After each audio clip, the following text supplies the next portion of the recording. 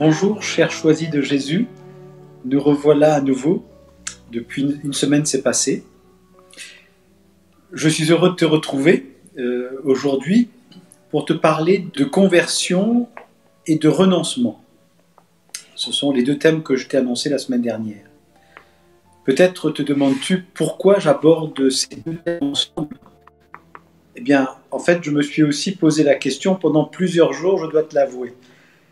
Si tu as suivi mes Facebook Live jusqu'à présent, tu as remarqué que je traitais à chaque fois que d'une seule thématique et que j'annonçais la thématique de la semaine suivante à la fin de mon Facebook Live. Enfin, le plus surprenant pour moi, en fait, c'était que la thématique de la semaine suivante, à chaque fois, montait en moi dans les 12 à 72 heures avant mon Facebook Live. Et là, j'en avais deux. Je n'avais pas une seule thématique, mais j'en ai eu deux. Et du coup, ne pouvant pas, même dans la prière,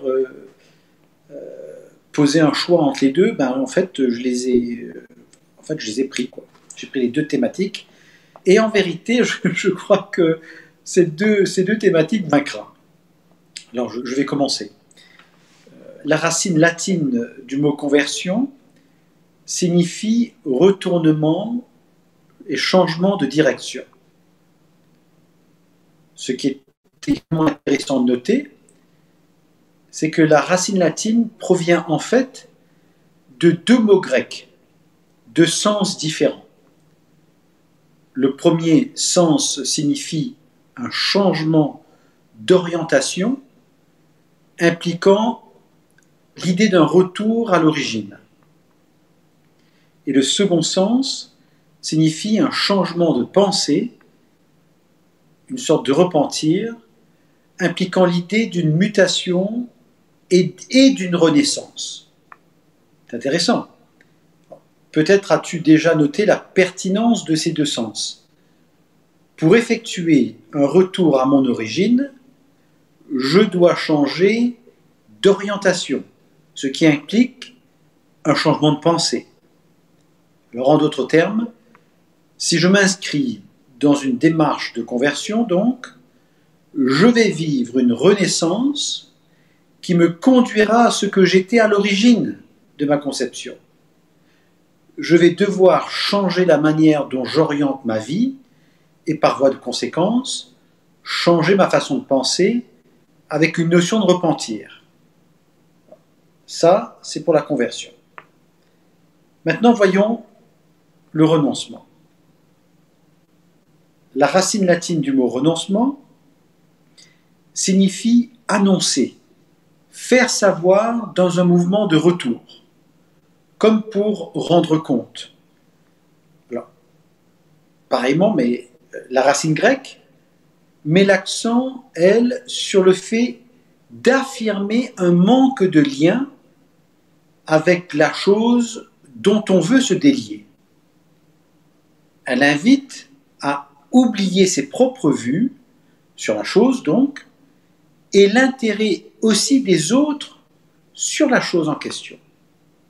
Alors, en d'autres termes, renoncer à quelque chose m'invite à un retour sur moi pour ne plus reconnaître la pertinence du lien que je m'étais construit avec cette chose et à pouvoir non seulement me l'affirmer à moi-même, mais aussi aux autres, si nécessaire.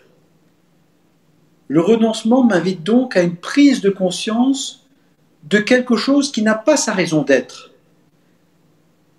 Et cette prise de conscience est suivie d'une décision qui m'appartient, elle est individuelle, qui peut aller jusqu'à l'affirmation devant les autres. Alors, en conclusion de ces deux racines, de conversion et de renoncement, donc en conclusion de cette lecture à partir des racines latines et grecques, je conclus que me convertir me conduit à poser un nouveau regard et à changer mes habitudes. Et cette démarche me conduit à renoncer avec fermeté et assurance à quelque chose dont j'ai pris pleinement conscience. Voilà un peu comme introduction sur ces deux mots, conversion et renoncement. Je vais à présent m'appuyer sur, comme à mon habitude, sur les volumes de Pour le bonheur des miens, mais choisis Jésus, et tu vas te rendre compte de combien les messages de Jésus sont très proches de ces deux notions-là. Et comment ces deux notions nous aident à mieux apprécier ce que Jésus nous demande. Alors, je te propose donc de découvrir ce que dit Jésus dans ses messages à Léandre. Alors, au message 12 du volume 1, Jésus te dit que la conversion, c'est revenir à ta création originelle.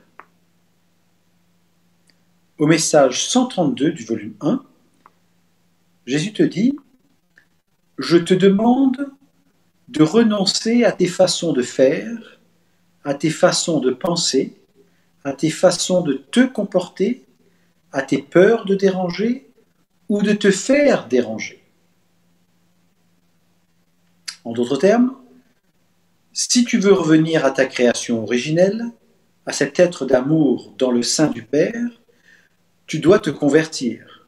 Pour cela, tu vas devoir renoncer à tes façons de faire, à tes façons de penser, à tes façons de te comporter, à tes peurs de déranger et de te faire déranger. Dans la mesure où Jésus te dit au message 9 du volume 1 que tu ne peux convertir personne, et donc que tu ne peux ni te convertir ni convertir les autres, il poursuit au message 29 du volume 1 qu'il a toujours besoin de ton consentement pour descendre davantage dans les profondeurs de ton être, afin de te convertir ou de te ramener à ta version originale, celle d'un être totalement d'amour. C'est donc Jésus qui peut te convertir et qui va te convertir si tu lui donnes tes consentements. C'est important, tes consentements. Bon, si tu cherches par toi-même à te convertir, arrête dès maintenant. C'est Jésus seul qui peut te convertir. Donne-lui ta permission. Maintenant, tu imagines sûrement dans ta tête la manière dont Jésus devrait procéder pour te convertir, ou encore que tu aimes savoir à l'avance comment il procédera avant que tu lui donnes tes consentements.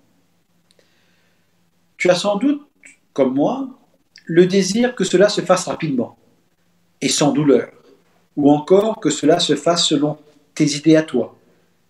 Mais je te propose d'écouter ceci. Au message 146 du volume 1, Jésus te dit ceci. « Rappelle-toi ce que j'ai accompli pour mon ami Lazare, en le ressuscitant alors que son corps était en décomposition. Marthe et Marie auraient bien voulu que je le ressuscite plus tôt. Lui et ses deux sœurs auraient bien voulu que je le guérisse au temps de sa longue maladie. S'il en avait été ainsi, jamais la toute-puissance que le Père m'avait donnée n'aurait été aussi éclatante pour la conversion des cœurs.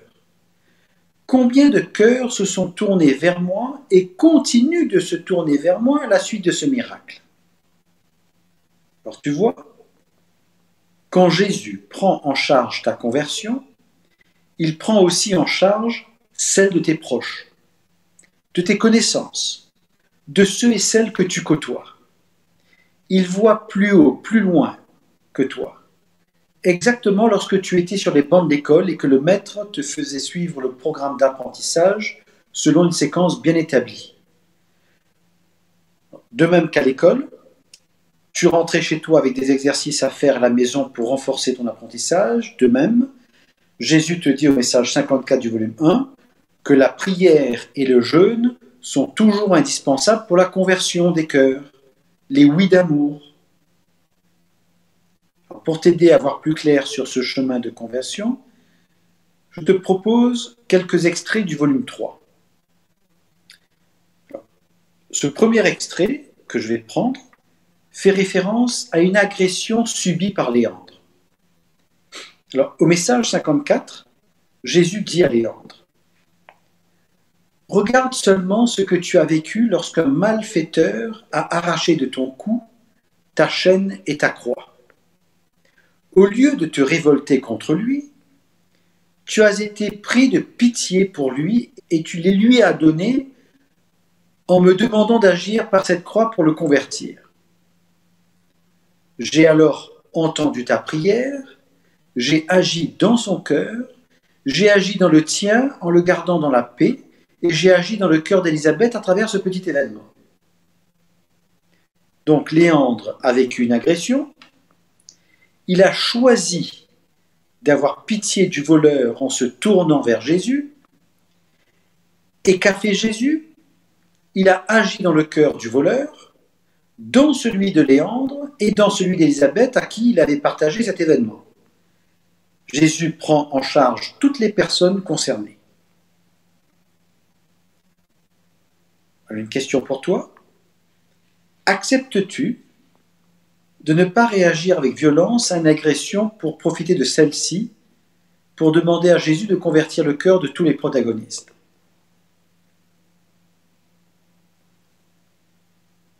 Dans ce deuxième extrait que je vais prendre, celui-ci fait référence à nos rapports avec nos prêtres. Alors, au message 93 du volume 3, donc, Jésus te dit ceci. Je n'ai pas besoin de laïcs pour tenter de les convertir, mais j'ai besoin de laïcs pour leur raconter ce que j'ai accompli dans leur vie et les moyens par moi utilisés pour les accomplir, pour les convertir. Je veux dire à tous les auditeurs qui ont donné leur oui total, inconditionnel et irrévocable, de se mettre à l'écoute de leur cœur, et je leur indiquerai le prêtre, parfois les prêtres, chez qui ils devront aller se montrer. C'est moi qui prépare le cœur du prêtre et non pas eux. Je ne demande pas aux auditeurs d'avoir du succès auprès du prêtre. Ce que je leur demande, c'est d'aller leur dire ce que j'ai accompli dans leur cœur et les moyens utilisés. Le reste m'appartient, dit Jésus. Une question pour toi. Acceptes-tu de réserver du temps dans ton agenda pour aller raconter au prêtre les merveilles que Dieu réalise dans ta vie et les moyens qu'il a utilisés pour y parvenir? Alors, peut-être as-tu pris l'habitude d'expliquer les choses en disant que c'est le fruit du hasard, ou que ce n'est que de la chance, ou encore que tu touches du bois là, comme pour que le mauvais sort ne s'acharne pas sur toi, par exemple, etc., etc. Si c'est le cas, je t'invite à t'intéresser au CAP, c'est-à-dire aux communautés d'amour et de partage que Jésus développe dans le volume 2, avec toutes les instructions en annexe 1. Une CAP, donc une communauté d'amour et de partage, est un groupe de prière qui ne ressemble en fait à aucune autre. Dans la troisième partie de la CAP, parce qu'une CAP se fait en 3 temps, dans le troisième temps de la CAP, Jésus demande à ce qu'on partage les merveilles de Dieu dans nos vies, car nous avons perdu l'habitude de voir Dieu à l'œuvre dans nos vies, jusque dans les moindres détails de nos vies. Nous réapprenons cela en le pratiquant dans une CAP, tout simplement. Je t'invite à les lire et peut-être même à demander à Jésus de t'envoyer des personnes pour monter une CAP. Passons maintenant au troisième extrait. Ce troisième extrait fait référence à nos rapports à la conversion d'un membre de la famille, d'un proche. Au message 104 du volume 3, Jésus te dit ceci. Oui, l'engagement pour Dieu ou la conversion d'un des membres d'une famille suscite parfois des divisions au sein de cette famille et fait l'objet de grandes souffrances. Certaines de ces souffrances sont nécessaires pour vérifier l'authenticité de l'engagement. D'autres sont nécessaires pour la conversion de certains autres membres de la famille. Cependant, beaucoup de ces souffrances pourraient être exemptées. 1. Si la personne convertie avait une foi plus grande et mettait toute sa confiance en moi et non dans ses moyens d'évangéliser. 2. Si elle respectait l'entière liberté de la personne comme je la respecte. 3. Si elle acceptait de demander pardon d'avoir entravé la liberté de l'autre lorsqu'elle constate avoir voulu lui imposer sa foi. 4. Si elle était capable d'aimer en profondeur la personne pécheresse tout en rejetant le péché. Je te pose 4 questions. Acceptes-tu de renoncer à ta façon d'évangéliser pour mettre ta confiance en Jésus? Acceptes-tu de renoncer à t'imposer à l'autre pour respecter sa liberté comme Jésus respecte la sienne et la tienne? 3. Acceptes-tu de renoncer à imposer ta foi en demandant pardon lorsque tu entraves la liberté de l'autre? 4e question. Acceptes-tu de renoncer à rejeter la personne qui a péché pour continuer à l'aimer tout en rejetant le péché? Si donc tu as répondu oui à ces questions, Jésus te dit au message 97 du volume 3, à toi qui écoutes, le temps presse, convertis-toi. Laisse-toi transformer et deviens un missionnaire sans frontières dans l'invisible, un témoin visible de mon amour, de ma paix et de ma joie. Que réponds-tu à l'appel que Jésus t'adresse maintenant, cher auditeur?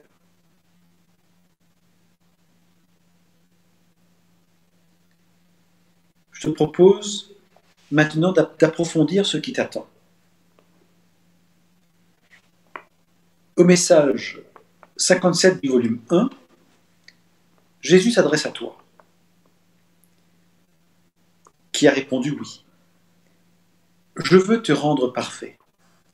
Et c'est dans les moindres détails que je veux t'enseigner à tourner ton regard vers moi et à me regarder agir et me rendre grâce. C'est à travers ces détails que peut s'identifier notre relation amoureuse. Je veux profiter de ces détails pour que tu ressentes davantage ma présence, que tu apprennes à me faire confiance et à me laisser agir, que tu renonces à ton désir ou ta volonté pour suivre la mienne. Acceptes-tu que Jésus te rende parfait? Acceptes-tu que Jésus t'enseigne à partir des moindres détails de ta vie? Qu'il puisse s'appuyer sur les moindres détails de ta vie pour t'enseigner. Acceptes-tu que Jésus t'entraîne à tourner ton regard vers lui pour le voir agir et pour lui rendre grâce? Acceptes-tu que Jésus profite de ces moindres détails de ta vie pour te faire ressentir sa présence et ainsi apprendre à lui faire confiance et à le laisser agir? Acceptes-tu de renoncer à tes désirs ou ta volonté pour suivre sa divine volonté?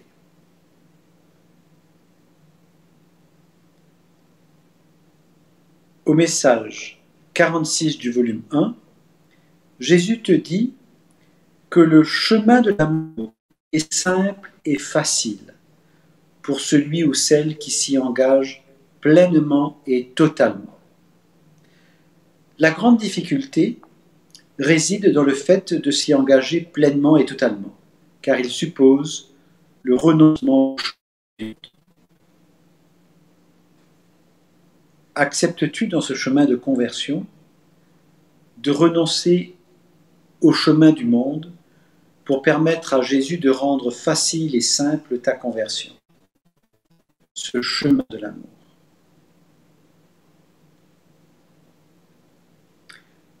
Au message 32 du volume 1, Jésus te dit ceci. Dans ces temps qui sont les derniers, j'ai un urgent besoin de gens qui acceptent de renoncer à eux-mêmes, à leurs propres désirs, à leur bien-être, à leur confort et même à leurs propres besoins pour associer leur prière à la mienne, à celle des saintes mères, des saints et saintes et des saints anges, pour le grand combat qui se livre présentement. Alors, acceptes-tu que Jésus ait un urgent besoin de toi, cher auditeur, toi qui écoutes? Acceptes-tu de renoncer à toi, à tes désirs, à ton bien-être, à ton confort, à tes besoins pour associer tes prières à celles de Jésus, à celles de Maman Marie, à celles des saints et saintes et des saints anges?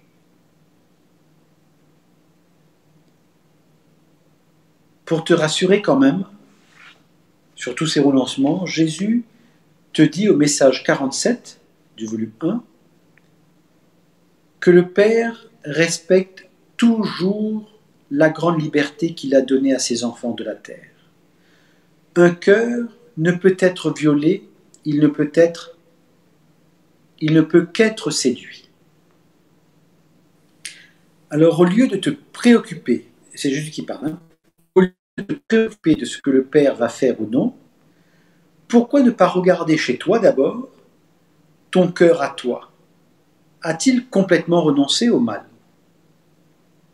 Est-il purifié? Est-il en relation avec son Dieu? Dit-il un oui total en toutes circonstances? A-t-il renoncé à sa propre volonté pour ne suivre que celle du Père?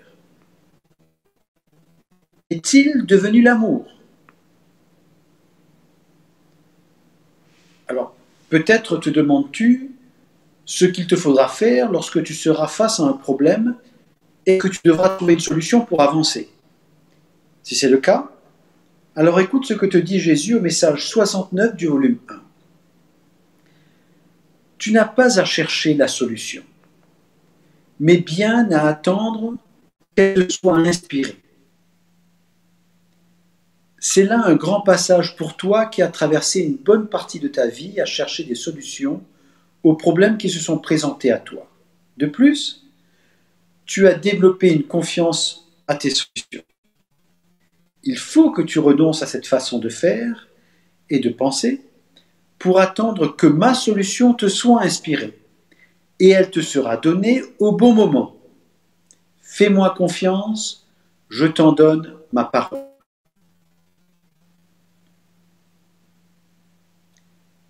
Peut-être te demandes-tu ce qu'il te faudra faire pour être sûr d'être dans la vérité, puisque Jésus a dit qu'il est le chemin, la vérité et la vie.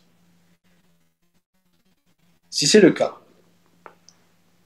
écoute ce que te dit Jésus au message 105 du volume 1. Il n'y a pas plusieurs vérités. Il n'y en a qu'une, et elle est la même pour tous. Pour l'obtenir, cette vérité, il faut d'abord la demander avec un cœur prêt à l'accueillir, c'est-à-dire un cœur prêt à renoncer à ses pensées propres, à sa façon de voir, un cœur prêt à interpréter les choses ou les événements de la vie à la lumière de la foi, selon ma parole et l'interprétation donnée par mon Église. Peut-être te demandes-tu si tu es vraiment prêt pour une telle aventure avec Jésus, car tu as l'impression qu'il te faut d'abord faire des choses dans ta vie avant de suivre Jésus.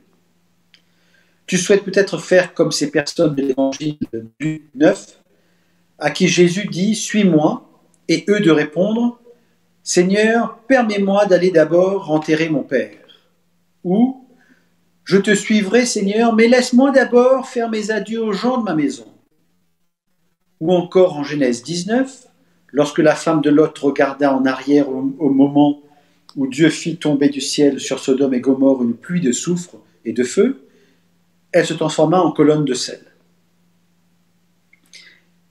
Si donc tu es prêt à ne pas te regarder, ni à t'évaluer pour savoir si tu es prêt ou non à vivre les moindres détails de ta vie en te laissant convertir par Jésus, alors Jésus te dit ceci au message 68 du volume 1. Prépare ton cœur dans la prière et le renoncement à toi-même, afin d'être davantage à mon écoute, non seulement dans ma parole et mes inspirations, mais aussi, et je dirais surtout, dans les moindres petits événements heureux ou malheureux. Si je permets que tu les vives, ils sont pour toi un enseignement que tu dois accueillir, comme la fleur doit accueillir les temps de pluie, de noirceur, de soleil brûlant et de vent pour s'épanouir et devenir belle. Alors, message 124, Jésus te dit, maintenant, je te dis que tu peux être certain de toujours marcher à mes côtés en renonçant à ta volonté propre pour préférer la mienne. Au message 131, ton investissement en temps et en renoncement vient confirmer tes oui, ton désir d'être transformé pour devenir l'amour. Au message 141, sois prêt à tout abandonner pour me suivre. Sois prêt à renoncer à ta façon de voir, de penser et d'agir, pour fixer ton regard sur le Père et par conséquent, tout attendre de lui, tout lui demander, tout accueillir, tout accepter de bon ou de mauvais, de joie, de paix, d'amour, de peine et de souffrance, comme venant de lui. Tout lui remettre afin que ton cœur soit complètement dégagé pour se laisser transformer et devenir l'amour. J'ai besoin d'une multitude de petites âmes qui me donnent leur oui total, qui renoncent à eux-mêmes, qui se laissent totalement pénétrer de ma présence. Au message 142, pour devenir un être d'amour, il est nécessaire de passer et d'accepter plusieurs morts, des renoncements, des abandons et des remises en question. Il faut que tu laisses tomber des principes, des règles, des façons de penser et d'agir pour favoriser le remplacement par quelque chose de plus important, de meilleur, d'essentiel. Alors à toi qui écoutes, Jésus te dit au message 3 du volume 1, « J'ai une grande demande à te faire. Acceptes-tu d'être pour moi celui qui ne vit que pour moi, qui renonce à son bien-être, à son image, à sa réputation, surtout à ses pensées. Réponds-moi. » Alors je termine ici ce partage sur la conversion et le renoncement, et je te remercie de m'avoir écouté. J'aimerais prendre à présent un petit temps pour lire quelques-uns de tes commentaires. Alors Patricia nous dit « Seigneur Jésus, je te fais entièrement confiance pour les solutions. S'il te plaît, aide-moi à toujours être abandonné à toi afin que tu puisses me montrer quoi faire. » Tout à fait, Patricia. C'est vraiment la bonne attitude, celle que Jésus nous enseigne. Vraiment, lui demander la solution. C'est se tourner vers lui et il promet qu'il va déposer dans notre cœur, dans notre esprit, ce qu'on va devoir faire. Alors si tu hésites maintenant à savoir est-ce que c'est la bonne solution ou pas, pars du principe que dès lors que tu lui as demandé sa solution, laisse-toi inspirer, accueille. C'est là qu'il faut mettre de côté ses façons de penser et autres. Il faut se disposer à accueillir sa solution, même si elle est à l'opposé de celle à laquelle on s'attendait ou qui nous paraissait peut-être la plus logique. Se laisser inspirer. Voilà. Merci Patricia de nous rappeler cela. Chantal nous dit « Oui Jésus, je te rends grâce pour tout ce que tu es en train de changer dans ma vie. Je me sens beaucoup plus proche de toi de jour en jour mais quand j'ai un problème, je pense à mon oui que je donne à Jésus et je lui fais confiance. Ah oui, Jésus, tu es grand. Tout à fait, Chantal, nous pouvons rendre grâce à Jésus qui tient parole. Lui tient parole, nous ne tenons pas toujours parole, nous sommes un peu inconstants, mais lui, il tient parole. Il nous accompagne. Merci de nous rappeler cela, de ce témoignage. Merci Chantal. Alors Roland nous dit « Amen, merci pour l'enseignement enrichissant ». Merci Roland, j'accueille ce merci, j'accueille ton merci pour l'offrir à Jésus. Voilà, parce que tout vient de lui, tout est grâce. Merci. Alors Marie-Louisa nous dit « Oui Seigneur, j'accepte tout. C'est le chemin que je fais avec les choisis de Jésus, avec Léandre. » Tout à fait. Nous pouvons remercier ensemble Léandre d'avoir donné son oui et de remercier également Elisabeth qui l'a accompagné sur ce chemin. Donc merci beaucoup. Rendons gloire à Dieu. Marie-Louisa nous dit aussi, le Seigneur, les consentements, il les a, mais c'est difficile car le chemin de guérison, de conversion, parfois peut être long, car il veut guérir notre intérieur. Je parle par expérience. Tout à fait, Marie-Louisa. Et j'aimerais rajouter quelque chose, c'est que dans l'un des 3 volumes, je ne me souviens plus lequel, pardonnez-moi, Jésus nous dit que la priorité, c'est de travailler à notre bonheur éternel. La deuxième priorité, c'est de travailler à notre bonheur sur terre. Et la troisième, à notre bonheur immédiatement. Donc, la longueur, le temps que prend Jésus pour exaucer une prière, il ne faut jamais oublier que c'est pour notre bonheur éternel. S'il peut, parce que nous sommes disposés, peu importe notre histoire, il va nous faire vivre cet exaucement durant notre vie sur terre, et peut-être même très rapidement. Mais cela, faisons confiance à notre Père des cieux. Lui sait bien mieux que nous ce dont nous avons besoin. Demandons-lui la grâce d'être patient, tout simplement, d'être patient, de pouvoir... demandons-lui de sa paix, sa joie, son bonheur. Alors, merci beaucoup, merci pour ces partages. Alors, avant de terminer, je te propose ce petit texte de Léandre, là, rapidement. C'est un acrostiche qu'il a écrit à partir de chaque lettre du mot conversion. Tu peux le relire au message 218 du volume 1 si tu veux. Alors, je vais te lire cet acrostiche. C'est donc chaque lettre, à partir de chaque lettre du mot conversion, il a écrit une petite phrase. Contempler le Dieu qui vient. Offrir ce qu'il nous confie et ce que nous sommes. Ne pas se laisser distraire par les pensées du monde. Vivre dans une intimité toujours plus grande avec Jésus. Être continuellement transformé par son amour. Renaître de nouveau à chaque jour dans nos pensées, nos habitudes et notre façon de nous comporter. Savoir que tout vient de lui. Intérioriser toujours plus ce qui se présente à nous. On vit dans un nouveau renouveau continu. Notre grande espérance est la vie éternelle. Alors merci, remercions Léandre et remercions le Seigneur d'avoir déposé cet acrostiche dans le cœur de Léandre. Je vous invite à le relire au message 218 du volume 1. Alors je termine à présent maintenant ce Facebook Live en te souhaitant une bonne semaine sur ce chemin de l'amour, c'est-à-dire de ton retour à ta création originelle pour permettre à Jésus de convertir tes proches et tous ceux que tu côtoies et même au-delà. Je te donne rendez-vous lundi prochain sur le thème « Être au niveau de son cœur » et de la manière d'y arriver. Avec moi, terminons ensemble en répétant ensemble par 3 fois. Parce que l'amour nous aime, nous devenons l'amour. Parce que l'amour nous aime, nous devenons l'amour. Parce que l'amour nous aime, nous devenons l'amour. Rendons gloire à Dieu. Merci Seigneur.